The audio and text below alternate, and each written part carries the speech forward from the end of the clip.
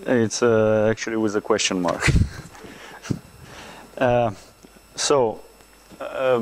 going to the subject. I don't know who is familiar and to what extent with this subject, so I have to have some big introduction.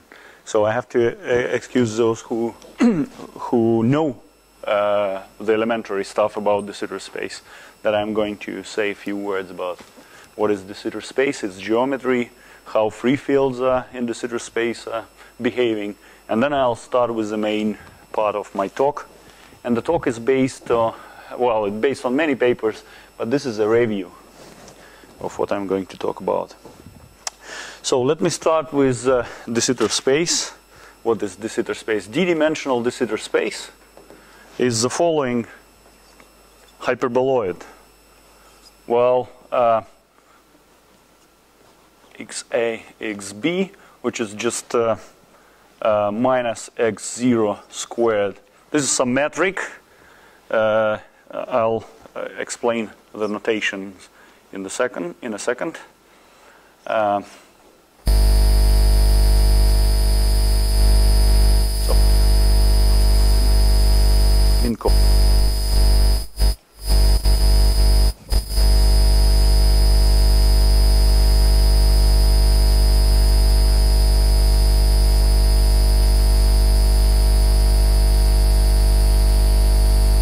Are running from 0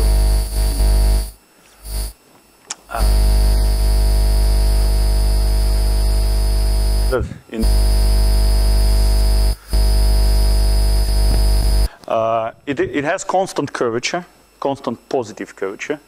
The easiest way to see that is that to make analytical continuation from Euclidean signature to from Minkowskian signature to Euclidean.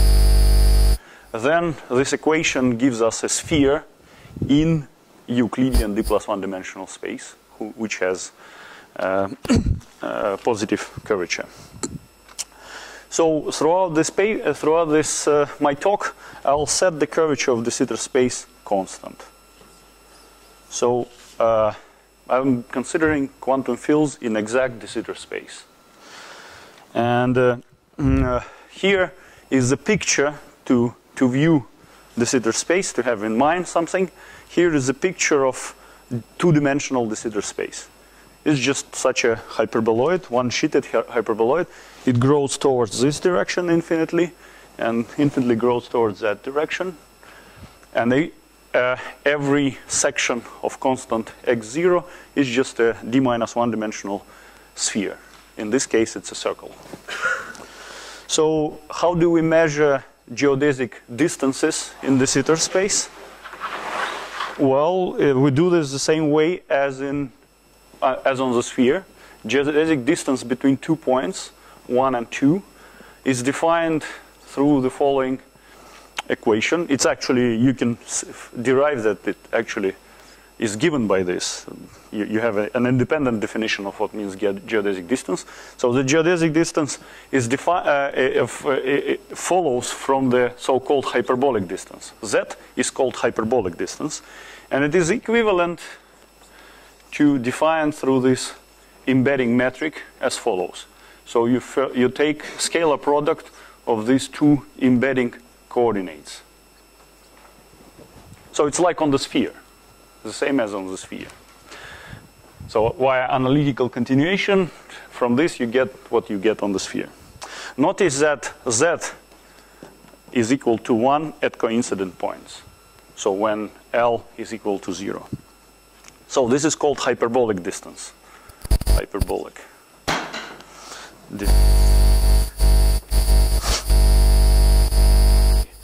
So one example.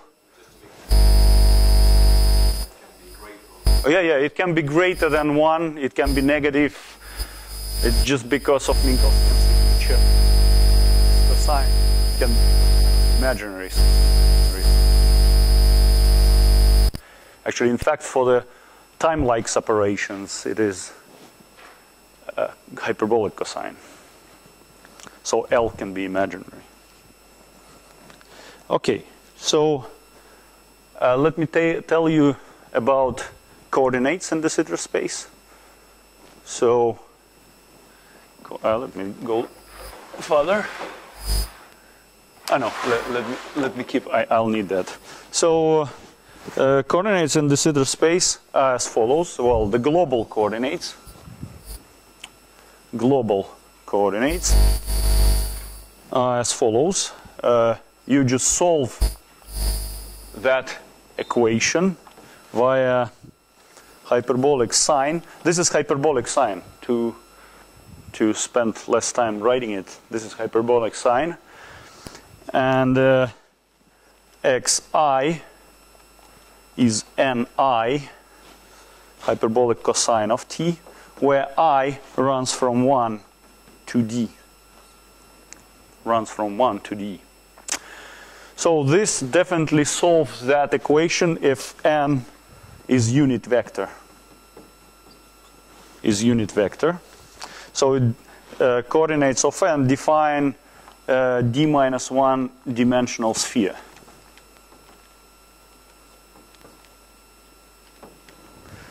As you may notice, constant t slices are just constant x0 slices. Okay, then the metric on De Sitter space is not so broadly familiar, well, not broadly known. Well, to some people probably it's well known, but not the metric which one usually writes when somebody speaks about De Sitter space. So the metric looks as follows.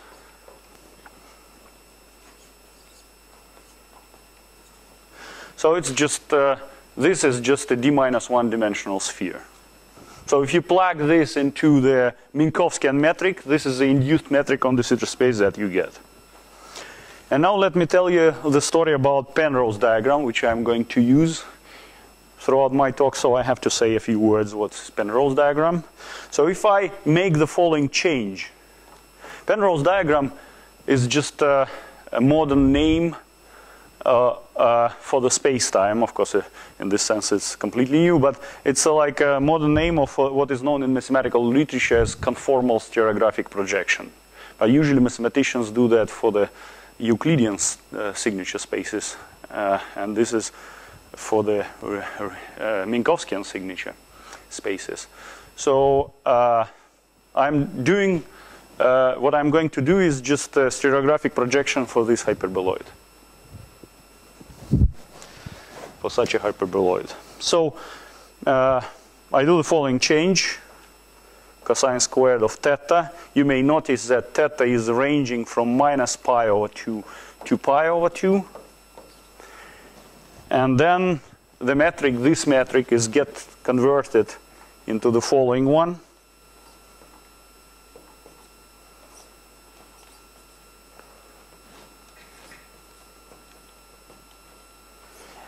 And the Penrose diagram of the space is just this guy, is this metric.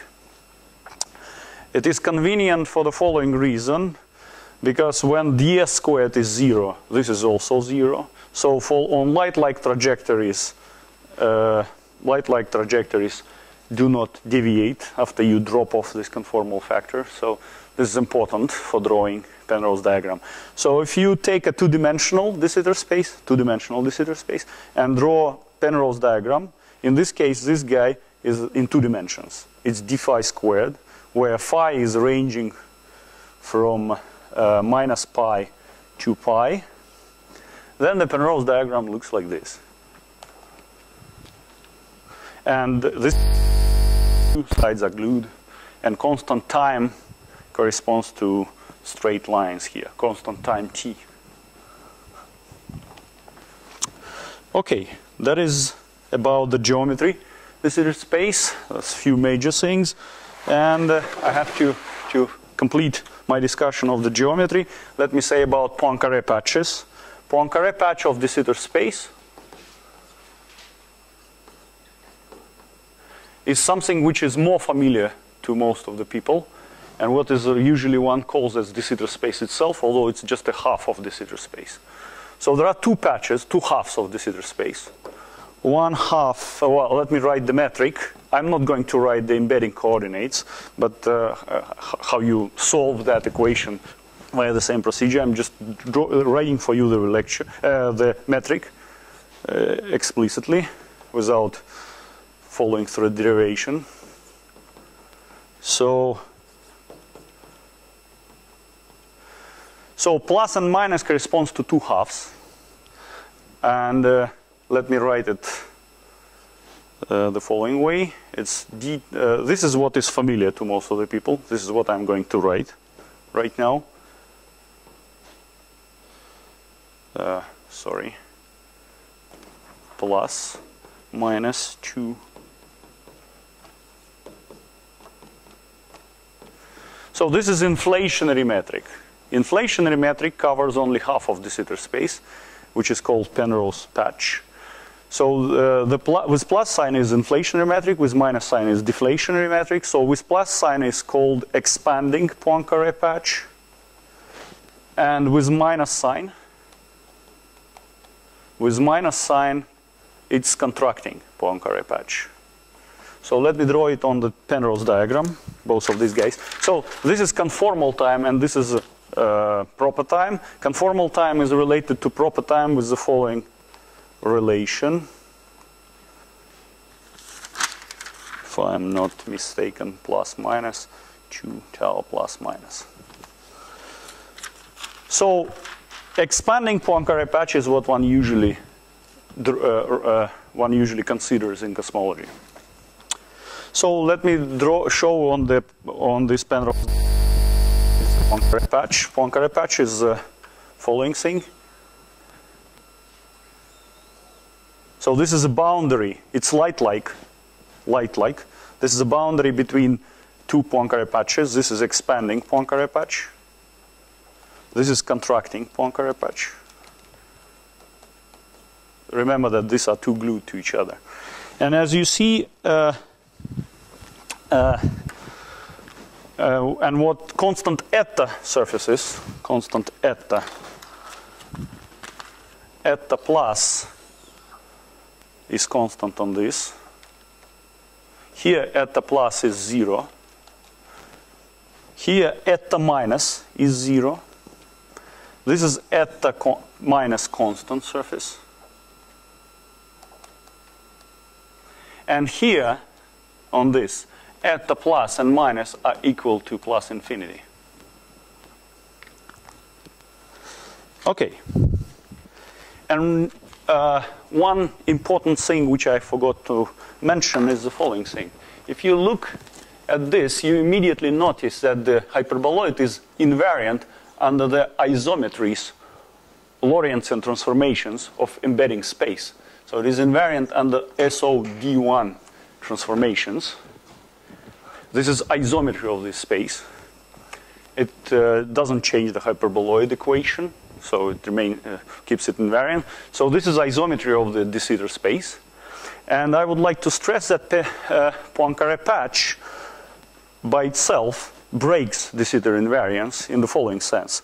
You choose a pin of this cone here, and there is a transformation of this group which moves this pin with this point at the infinite path.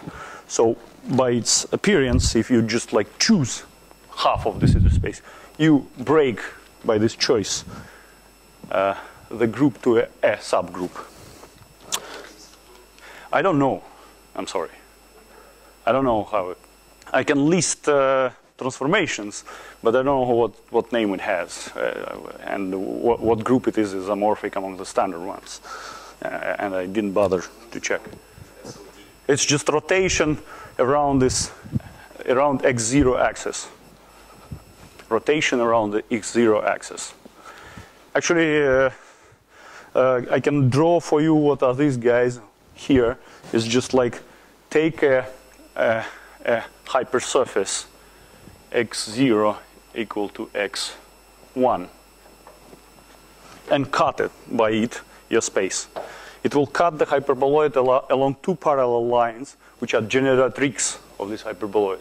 As you may know, you can create a hyperboloid by just rotating a straight line.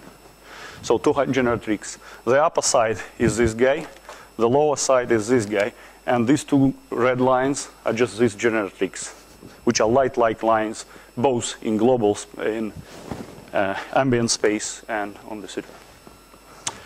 Okay, and one last thing, a few more points which I have to say about the geometry is that I would like to stress that as the reversal of the time at the plus, which covers the expanding Poincaré patch, is ranging in the reverse direction from plus infinity to 0. So here this is a past and this is future.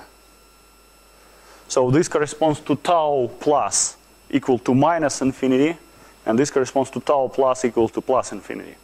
While in contracting Poincaré patch, at the minus is ranging in proper direction. So this can be seen already from this diagram. This is future, and this is a past of expanding Poincaré patch. And the last thing of the geometry of de Sitter space. There are two types of volumes, spatial volumes in de Sitter space. It's important for our further discussion. One is a physical volume, which is measured with respect to d minus 1 x. Well, whatever. I mean, it could be plus or minus, it doesn't matter. So it was measured with respect to this metric multiplied by this conformal factor. So it's just eta d minus 1 to the power of d minus 1. So correspondingly,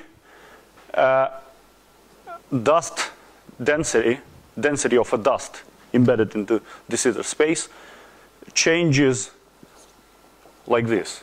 So it gets diluted in expanding Poincaré patch and gets more dense in the contracting patch. So, but there is also comoving volume. Comoving volume is this volume. It's just when you drop off this factor. So you measure the volume with respect to this guy. So you kind of backtrack things. And the density of dust with respect to comoving volume remains constant. So comoving density remains constant. Okay, that's about the geometry of de Sitter space. Let me go on with free fields in de Sitter space. Let me check how much time did I spend on this. Should I speed up? 20 minutes, yeah, that's twice more than I was hoping to.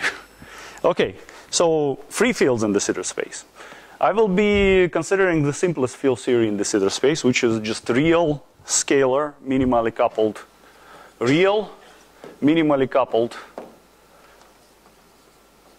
scalar in de Sitter space. So the free action is just 1/2 of integral of ddx. And so from now on I'll be talking about expanding Poincaré patch, unless otherwise stated. Always expanding Poincaré patch, unless otherwise stated. So G is just a metric on de Sitter space.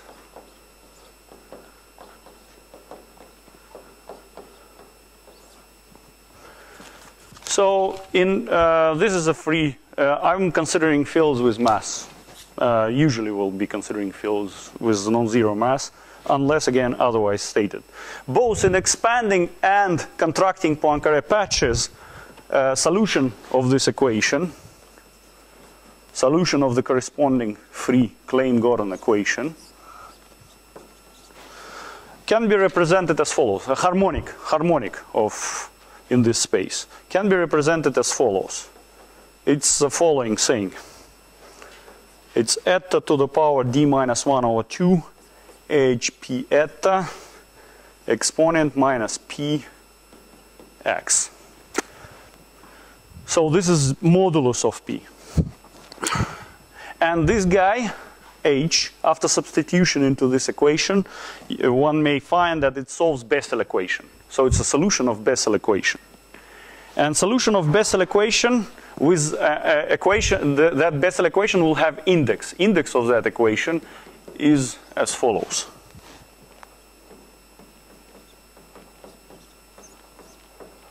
index of that equation is as follows. And any solution of Bessel equation, so any of these guys, will behave as follows. That can be traced even without knowing the asymptotics of Bessel equation, but looking at this equation itself. It behaves as follows. It behaves as linear combination of I pi eta, square root of pi eta, plus b to the power minus pi eta, square root of pi eta, as pi eta much greater than mu. So when pi eta tends to infinity, and behaves as c times pi eta to the power I mu plus d to the power pi eta minus I mu pi eta much less than mu, when pi eta goes to 0. So what does it mean? What does it mean? So arbitrary solution of Bessel equation behaves like this with some arbitrary complex constants a, b, and c, and d. There are, of course, peculiar solutions which behave in a specific way, which I'm going to discuss in a moment. So what means this point pi eta equals to mu? Pi eta equals to mu, of order of mu, better to say. This is so-called, for given p, it's a moment of exit of from the horizon. Any harmonic in de Sitter space experiences red shift in case if we're in expanding patch, or blue shift in case if we're contracting patch. So any harmonics before they exit to the horizon looks very similar to plane wave.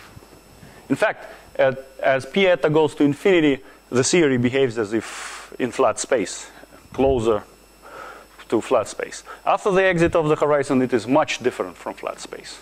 It's like already not a plane wave. Although it can be called as a plane wave, but it's not a plane wave. As far as I understand the terminology of cosmologists, this is what they call flatness of the spectrum, when the oscillations do not depend on momentum. How it oscillates doesn't depend on the momentum. Yeah. So it's actually it's related to the yesterday's talk, this part of the discussion. So okay, and but I don't know all the details because I'm not very familiar with the cosmological terminology. So you have to understand the following point, which I'm trying to stress here, is that for every given p, there is a moment of time, eta equals to mu over pi over p, that before this moment, this harmonic behaves as if it is in flat space, and after this moment is much different. So please keep that in mind, because of course I'm vaguely saying that, but calculations show that in many respects it's so. So one thing I want to stress is just, as you may notice, depending on the mass, mu can be either real or imaginary. So if it is real, then the harmonics oscillate. You have to keep in mind also this factor. Harmonics decay and oscillate towards this surface. And in case if mass is small, which means that mu is imaginary, then the harmonics just homogeneously decay. So physics for these types of masses is quite different. No, don't blow up because of this factor. None of them blows up. One exception is when harmonic is massless, then the harmonic can go to a constant, which is one of the main problem of the massless minimally coupled fields. But, well, not to the problems. Okay. Now let me say a few words about specific harmonics. There are so-called Bunch-Davies harmonics. Bunch-Davies harmonics, famous Bunch-Davies modes. Bunch-Davies harmonics correspond to the Hankel functions. When as h I take this guy, well, up to a coefficient. Then, I don't remember which one, either this or that vanishes. So it behaves as a single wave in the UV limit. And, but in the IR limit, this is I will call IR limit. In the IR limit, it behaves as a linear combination of both. The complex conjugate function, of course, behaves only this guy survives, but both are present. There are so-called out harmonics also, out harmonics, which correspond just to Bessel functions, first or second kind, gi mu, and its complex conjugate, basically. Gi mu, p eta. In this case, it behaves as single wave. It behaves as either like this or this. I don't remember which one corresponds to gi mu, but then both are not zero here. And in fact, there is a Bogoliubov rotation between different kinds of harmonics. And it is important to notice that for the Bunch-Davies harmonics, the UV behavior is appropriate because it is single wave. But for any other kind of harmonic which is obtained from this by a Bogoliubov rotation, we get in the UV limit linear combinations of these two guys. And that causes problems. So for those harmonics, there are specific problems which I'm going to stress a bit later. So, what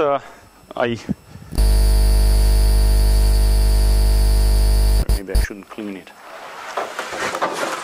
One more, a few more words about, yeah, again, I'm trying to stress that as eta goes to infinity, because of the geometry of Poincaré patches, every harmonic experiences UV blue shift.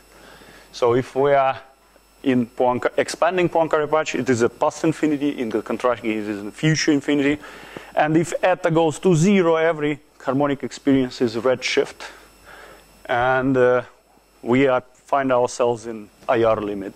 So it's here or here. Okay. So how one does construct tree-level field theory? Choose a solution. A solution. I ignore the fact that there is something wrong in UV limit with other harmonics. Just for a moment, let's ignore it. So choose a solution which is related to this guy by a Bogoliubov rotation. And then expand your field in the harmonics.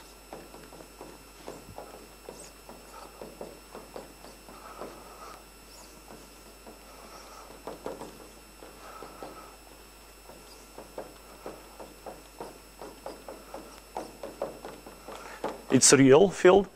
And then define a vacuum. Vacuum is just AP, which is annihilated by these guys.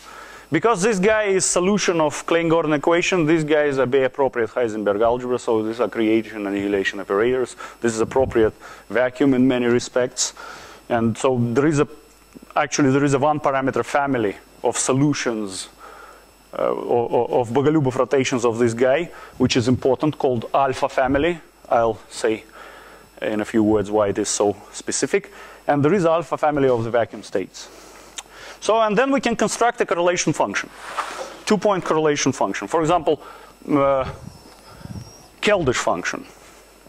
It's called Keldysh function for, it doesn't matter why it's called Keldysh function. So it is defined as follows. It's just 1/2 over the vacuum of the anti-commutator of x1, I'm not explicitly writing all this, x2 vacuum. What is important that this guy will appear to be a function of distance. Just if you plug this guy here, use this thing, and calculate the related integrals, you will find using any table of integrals, say Grotstein and Rijik or Mathematica. So you'll find that this guy is a function of hyperbolic distance between these 2 points only in Poincaré patch. Actually, you can also calculate retarded and advanced propagators, which are also relevant for our further discussion, and they are also functions of hyperbolic distance. Actually, you can calculate any number correlation function, and you will find that it will be a function of hyperbolic distances between different guys. And this is just a consequence of specific properties of Hankel functions and Bessel functions, calculation-wise. And geometric-wise, it's just a consequence of the fact that we didn't break de Sitter isometry. So de Sitter isometry means that any correlation function should be a function of hyperbolic distance, which is invariant under the isometry transformations, SOD1. No, it happens for a choice.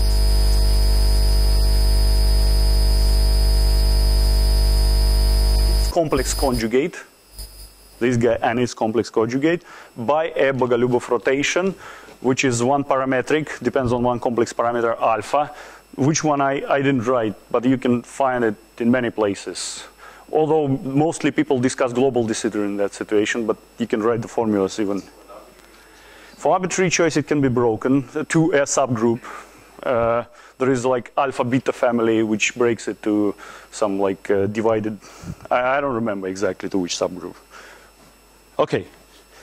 So it is important to notice that if we choose this guy, then this function, I didn't write it explicitly, it's just hypergeometric function, some hypergeometric function, it doesn't matter. I don't have time to discuss that. That demands a separate lecture. Actually, practically everything I'm saying demands a separate lecture. If you choose this guy, then this guy has only one singularity, which is Z1 or Z12 equal to 1, which is just standard UV singularity of the flat space theory. But if you consider, for example, out harmonics, which coefficient I can even write, I think it's hyperbolic sine of pi mu. So if you use this guy, then it will have two singularities. And that is related to the fact that it has this linear combination behavior in UV limit. Okay, this is so far.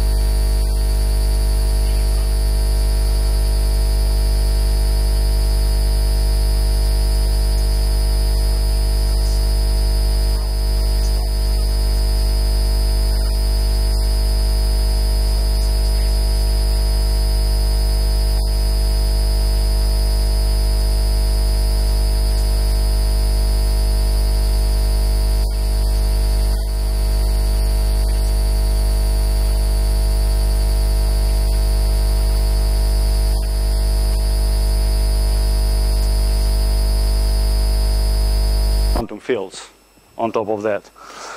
Usually it is believed that this guy is irrelevant. It's just, I'll explain why, but in fact this is a major point of my talk. I will try to convince you that it is not irrelevant and it leads to drastic consequences. So my question is whether this guy is big or small, or whether it just leads to renormalization of lambda, or it does something else. So if you calculate this guy, you can calculate it with the use of correlation functions. Well, 2-point, 3-point, depending on what kind of theory you consider. It can be like mixture of 2-point, 3-point correlation functions. So, so you have correlation function, you calculate this guy. So it has standard UV divergence. Standard UV divergence, which is just some UV cutoff to some power, I don't remember, depends on dimensionality, times alpha beta. This is the standard thing. If you choose actually Bunch-Davies, I'm sorry, if you choose these harmonics, you have this situation. Well, actually, even for those guys, for the others, yeah, for the others it will be. So it has a standard UV divergence, which gets to renormalization of this lambda, and is related to the standard problem, cosmological constant problem, which I'm not going to touch here. So it's a complicated problem. I don't know what to do with it. I'm not going to touch it. But this is the same kind of divergence which you have in flat space. It's related to the fact that UV harmonics respect like Poincaré invariance, and from Poincaré invariance, nothing else you can get. I mean, it's actually de Sitter invariance also. From the de Sitter invariance, you nothing can get. So this is exactly the point. So why de Sitter space is so special? It can be that, well, we know that de Sitter space is non-stationary. Its metric is time dependent. So quantum field theory in de Sitter space is a non-stationary situation. So one may expect that there are some non-trivial fluxes here.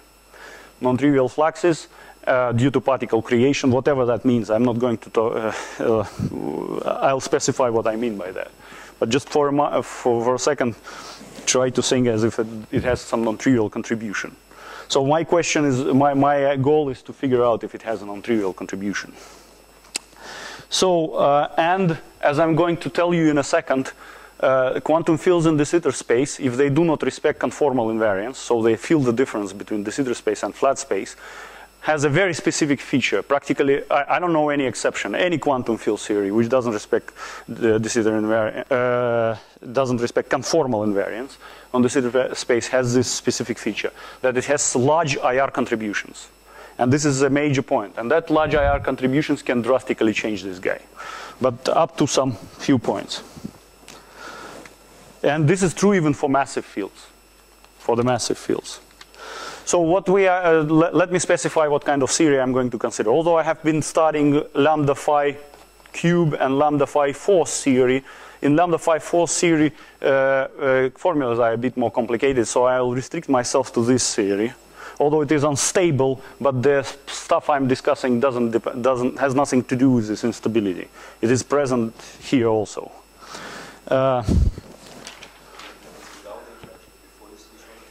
No. What I'm going to talk is exactly happens after interactions. And that is the point. That is exactly the point. Let me, I'm going to, well, let me say what happens. No, no. If you do not switch on interactions, situation is just as I told you. And I'm going to now discuss in greater details, but let me first say what means these are large IR corrections. What that means, what is their physical meaning. What is the consequences? Well, gradually, I will get to the point gradually. So I'm talking about expanding Poincaré patch first. In expanding Poincaré patch, if I consider two-point correlation function, Keldysh correlation function, say, I can make a Fourier transform along spatial directions. So what I mean is just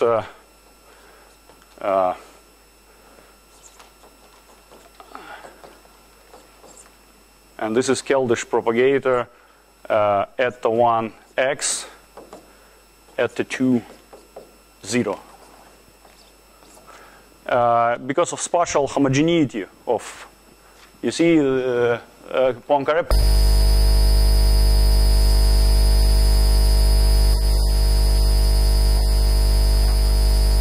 which are spatially homogeneous. So that's the reason I can do this transformation and consider this guy. So if I consider this guy and consider the limit that p eta, which is just p square root of eta 1, eta 2 goes to 0, such that eta 1 over eta 2 is held fixed, which means that I take 2 points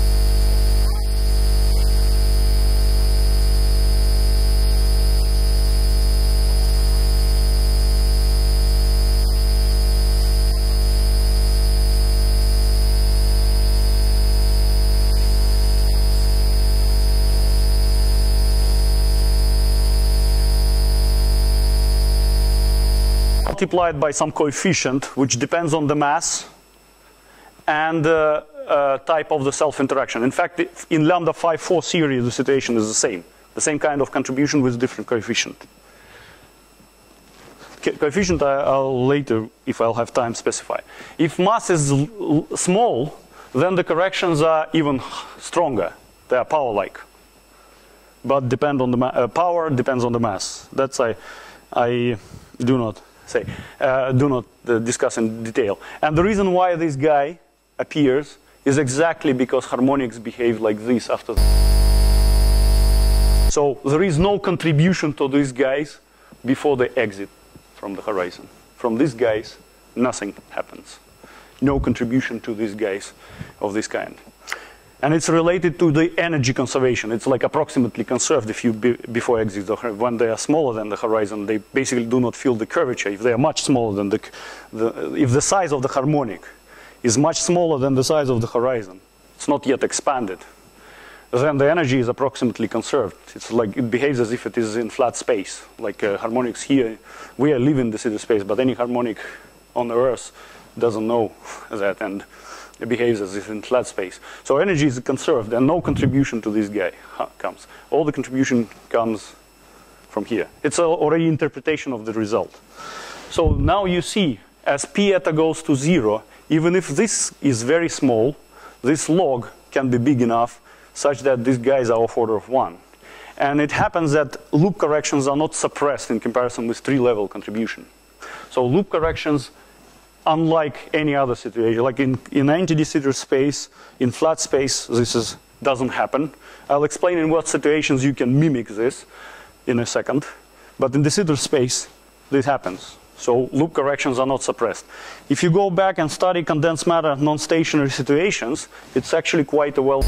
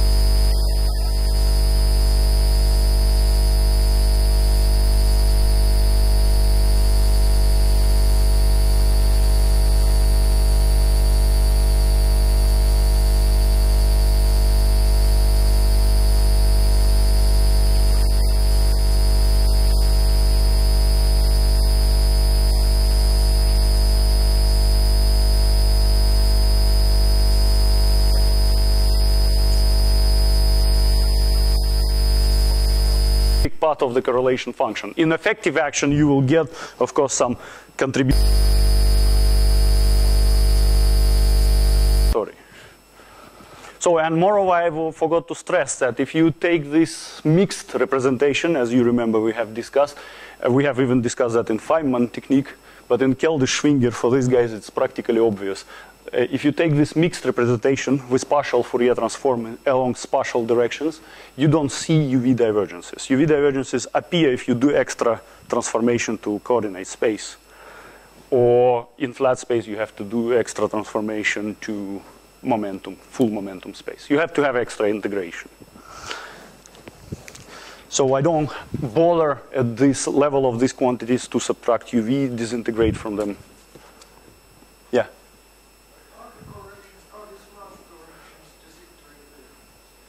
That's a good point. That's what I was going to say in a second. That's exactly where I'm heading to. I flipped the page. This is exactly the point. And this is a great question. So natural interpretation of this guy is just particle number. Natural interpretation. Please forgive me being vague. But it's in fact the situation is much more complicated. So this natural interpretation is of course under question. So, but naively, condensed matter physicists would immediately say this is just anomalous quantum average, this is particle number, particle density at the level P. And the anomalous quantum average just measures the strength of back reaction on the initial state, not on the de Sitter space, but on the initial state, which we started with. So if this guy is big, the back reaction is big. If this guy is big, a lot of particles are created. But this is very naive, because there is a de Sitter invariance. And that is exactly my point.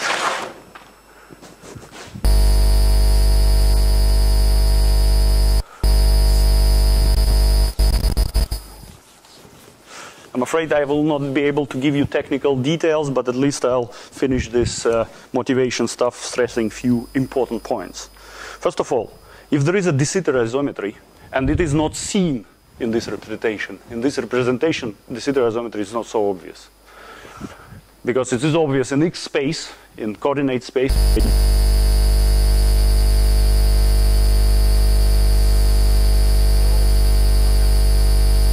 with these things. And, but if you have a de Sitter isometry, 2-point correlation functions, like for example this one, as I already stressed, are just functions of distance. 3 points, it's x1, x2, x3, I hope it's clear. Functions of z1, 2, z1, 3, z2, 3, etc. If de Sitter invariance is respected. Now, having these guys, you can calculate the average of energy momentum tensor, and you will miraculously find that any contribution to this guy is proportional to the metric, which is just a consequence of de Sitter invariance. Any finite, infinite, any contributions will be, because it's a function of this, you'll find that. It was observed on the level of 2-point correlation functions by Bunch and Davies, maybe even earlier by someone, I don't remember. Well, at least Bunch and Davies. So, but then this guy just renormalizes cosmological constant and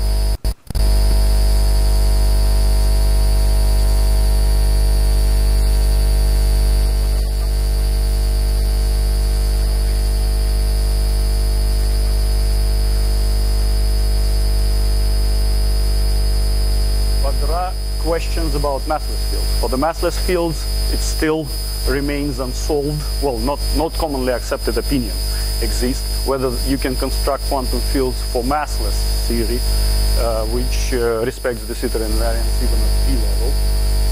And I'm going and for the gravity.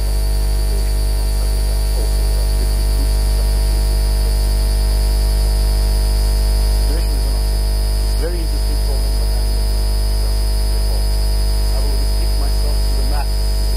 where everybody agrees that on P level we can construct correlation functions that respect de Sitter isometry. So my question whether de Sitter isometry is respected in the loop.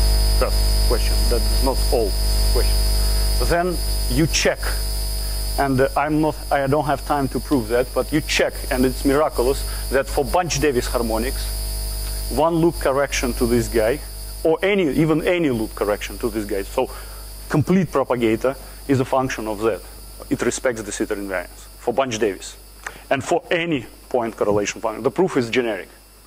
Only for Bunch-Davies. The question about respecting de Sitter invariance in the loops is due to the following. As I told you, Poincaré patch breaks de Sitter invariance. It means that it is half of de Sitter, right? So if you make a loop calculation, in the vertices you integrate over the half of de Sitter space. So naively you break it. It happens that for Bunch-Davies, because of the peculiar features of the 3-level analytical properties of 3-level correlation functions for Bunch-Davies state, it was proved by Polyakov.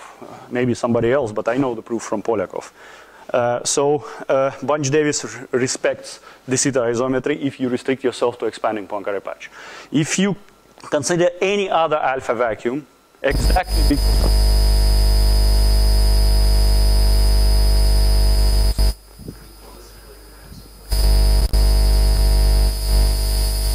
it has nothing to do, because in any case, independently whether it respects de Sitter invariance or not, for any choice of H, you have this kind of behavior. There are some peculiarities, different coefficients for different situations.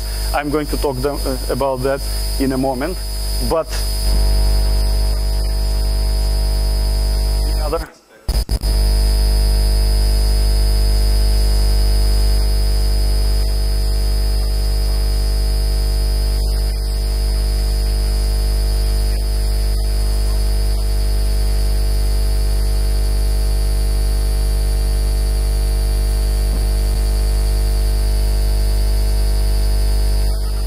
say that you do not see whether, it's related, no. You may ask, how can it happen that for different choice of age, this guy and this guy behave like this with different coefficients? After Fourier transform, in one case you get function of z, and in another case you don't get function of z. It's related. So the statement is the following. Independently of the choice of the harmonic, you get this kind of situation on Fourier transform form. But in case of Bunch-Davies, Fourier transform back respects the zeta isometry. For that guy is not.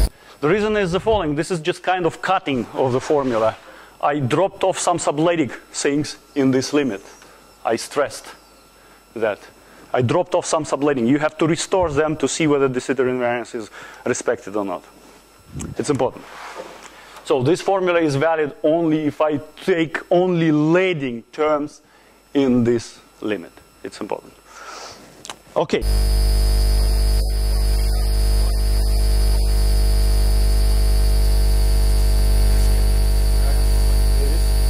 Etc. How much time do I have? Like 5 minutes or 10 minutes? Do I have 10 minutes really? Okay, I have plenty of time.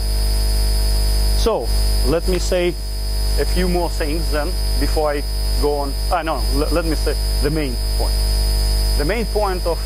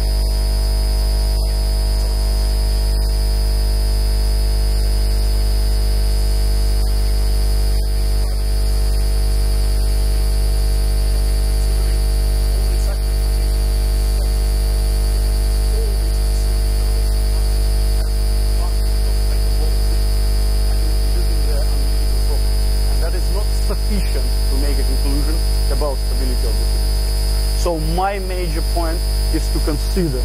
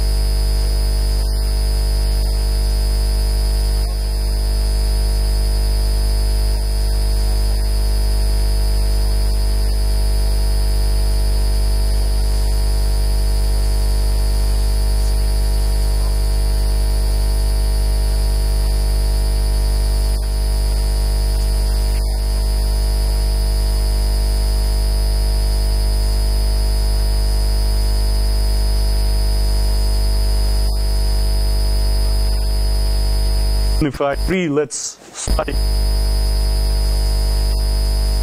Consider the situation in contracting.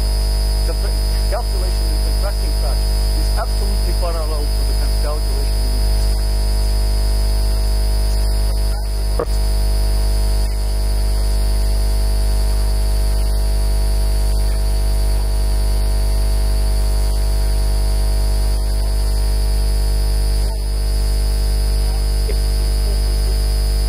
exactly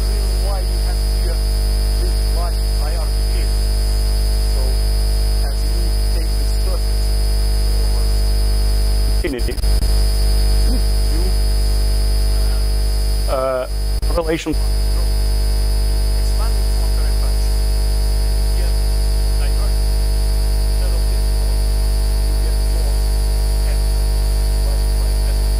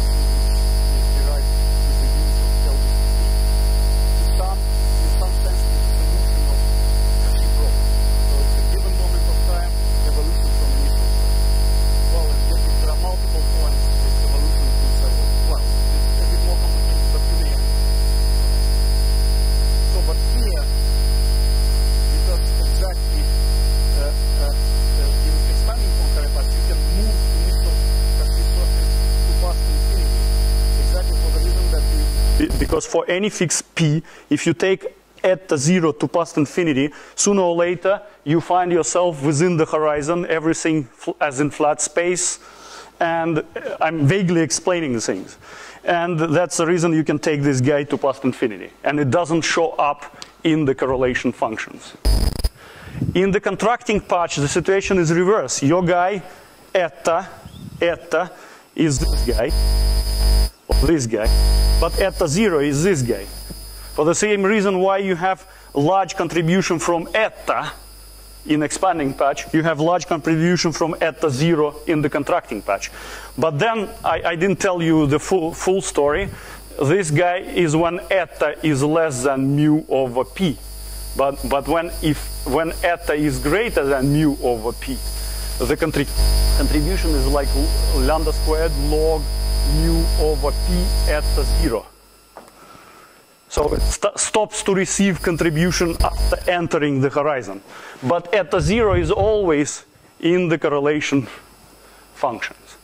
So you cannot take it to past infinity. And fixing it, if you cannot take it to past infinity, you have to fix it, to take some value. If you take some value, you break de Sitter invariance.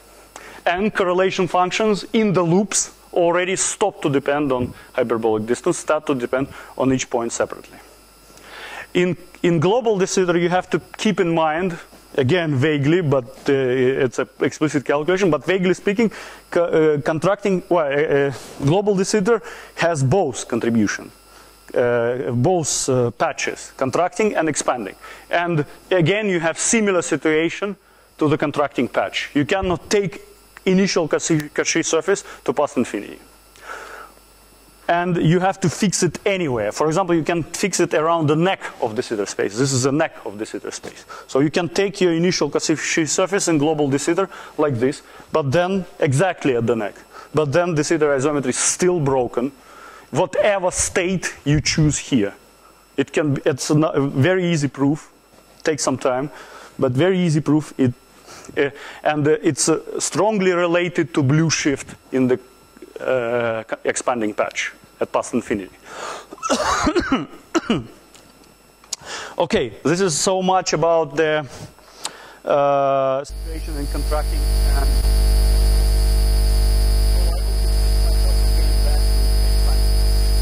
how do I do the calculus? Yeah, well, I have probably, let me say within 2 minutes. I didn't have time to do it. So, just let me tell you the idea how the solution is solved. First of all, the idea, but then the people. The idea is the following.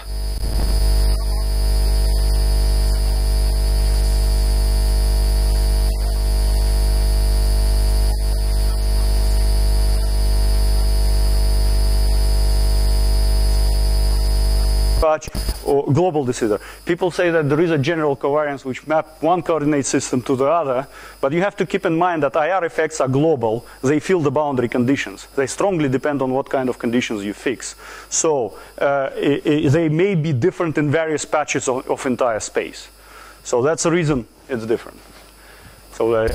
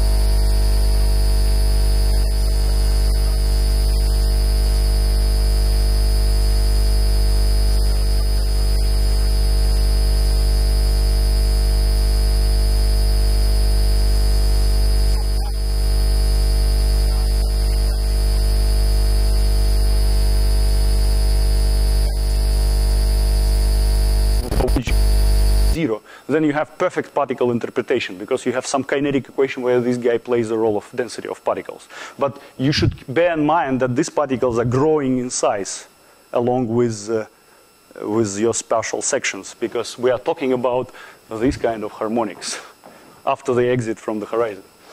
And then this is just an explanation of what we get. So we derive this equation and find solution of it. And in fact, it has an avalanche solution. It has a stationary solution for these masses. It has a stationary solution, but it also has an avalanche solution.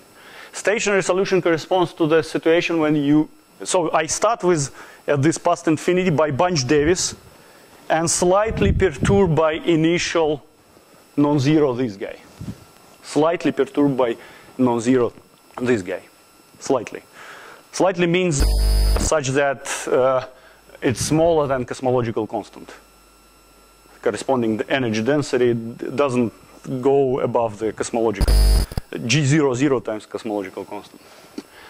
Perturb it. And then consider where it falls down. And finally, what I wanted to say. General wisdom is that any such perturbation will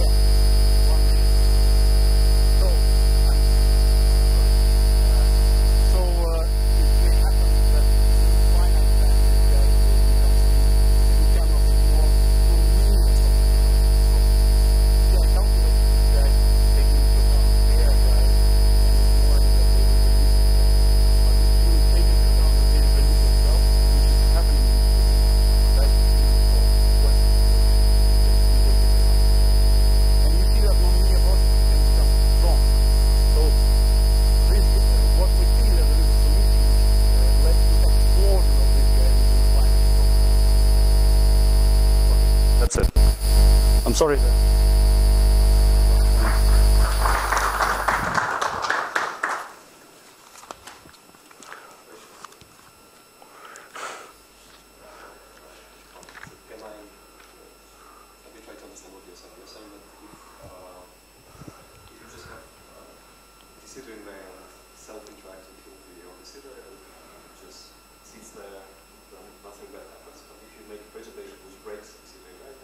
May happen, depends on initial perturbation.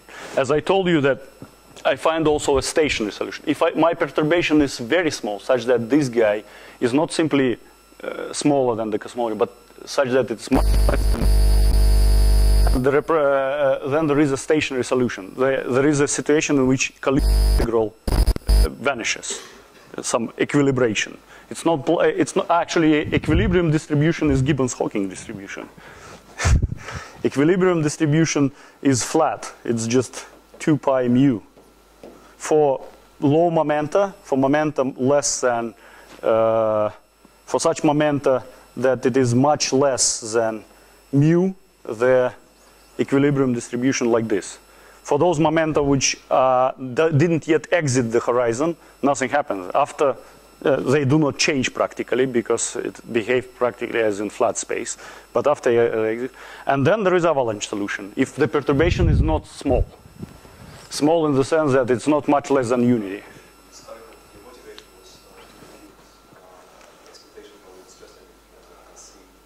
Mm-hmm.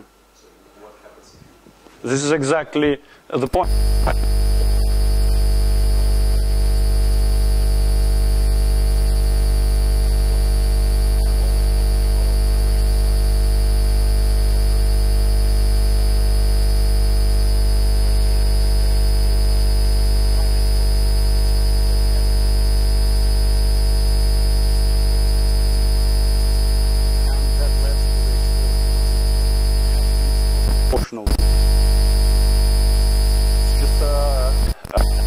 It's just similar to particle, to the particle-like energy momentum tensor. But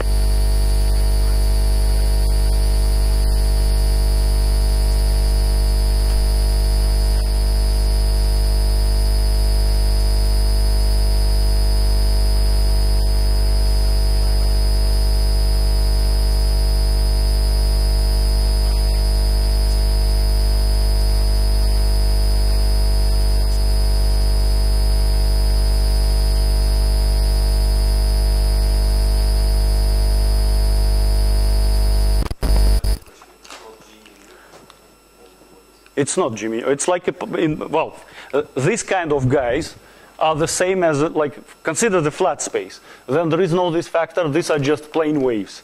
This guy, just a particle T mu, contributes to T00.